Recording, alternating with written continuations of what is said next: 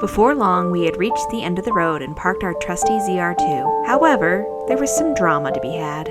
Life is not being fair to him right now. No, I said you should carry my water bottle. And I said life isn't fair. Yes, look how annoying this is. It's not that annoying. You better have it than not have it, right? It's only 8/10 of a mile. So anywho, we are going to be hiking to 44 panel here in Crow Canyon. And so we're going to turn this around. It says it's 0.8 miles, so this will be 1.6 round trip, I'm guessing, if their math is right. Well, and as anyone knows who's ever done any hiking, hiking mileage sometimes isn't accurate. And that seemed to be the theme of this trip overall, but let's find out if this trail is even close. So if we look at the map here, this point here is the start of the trailhead. And this point over here is the approximate location of where we believe the panel to be.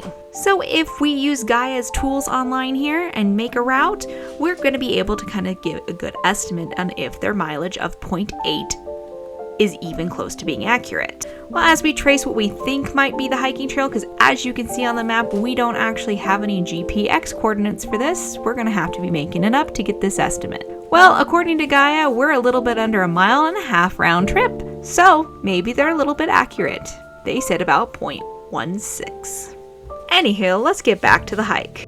As you can see, this hiking trail isn't that hard to follow overall. It's pretty much just a straightforward, well-worn single track that follows part of the wash from above. Now don't be fooled, there is some elevation gain and loss as you go on this trail. And as you can see here, eventually you will end up having to cross the wash. As you can see, this wash is rather sandy and it does fill up with water from time to time depending on the season. After crossing the wash, you'll want to be mindful about which direction you're headed. There are several other little social trails in here that do not lead to petroglyphs, so you'll want to keep going to the left when possible. Normally, petroglyphs are located along cliff faces. They are occasionally found along boulders, but in this canyon, they are located on the cliffs themselves. As you get towards the cliffs, you'll end up having to climb up this little steep bank. It doesn't look like much on camera, as they say, but it's a little steeper than it looks. But nothing a good old mountain goat like Dane can't handle. After this hill, you'll want to start watching out for petroglyphs as you get closer to the cliff. If you pay attention, there are more along the way than you realize. I spotted those.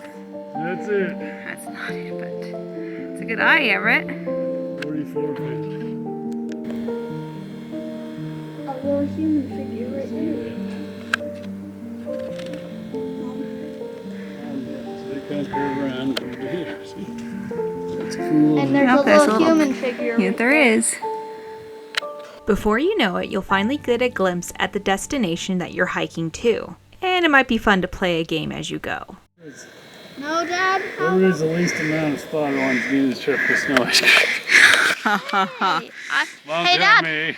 Remember I called out those ones on the first trail that you guys didn't call out. Now that ice cream is on the line. Ice cream's online. All of a sudden I saw a ball, dude. So I'm Saw technically everything. on All the things. the highest because I Okay. called out We'll those. see. We'll tally at the end. So if you want to have a fun game with your kids on the way here, we recommend having them spot for petroglyphs and maybe enticing them with a little ice cream. Note to everybody, we didn't end up actually getting any ice cream, so we all kind of just lost on that one. But anywho, after you round this corner, you'll make your way through some trees and you'll finally get to the panel. So what's really neat about this panel area is there's more than just the famous 44 panel. As you can see here, there's a panel above the boulders, and then before you know it, you can see down below the boulders is the famous 44 panel itself. And of course, as you get off to the side of the 44 panel, there's even more petroglyphs located towards the canyon drop-off. That's a really cool panel. Yeah. As we zoom on this panel, let's try to look and see what's happening in the scene here. As you can see, there is a hunter down below and he has shot an elk. Elk used to be in this area quite frequently. You can even see part of a buffalo, and then hundreds of people, and then a circle. Of course, no one really knows what everything means here. We assume it's more about daily life, hunting, and telling epic stories. But we'll never really know. Now let's move on to the other panels. That's why they can call it 44. Yep. That's pretty cool, right? Yeah. And then there's other ones that are up there. Yeah, I see Yeah. these. So let's focus on the main 44 panel itself here. Now, from any research or anyone I've talked to that are actually from the Dene, this tends to be, from what we could find, a symbol that is commonly found through artwork. However, this is the only place that we have known that it has been actually put on a wall. And the prints down below are apparently dogs or coyotes. They're not really sure on the interpretation here. And of course, we have one of the figures that is common in the area next to all of this. Now, what does this all mean as a combination together? We don't really know. Seems to be a common theme. Why don't you put what you think down below? We'd love to hear your comments.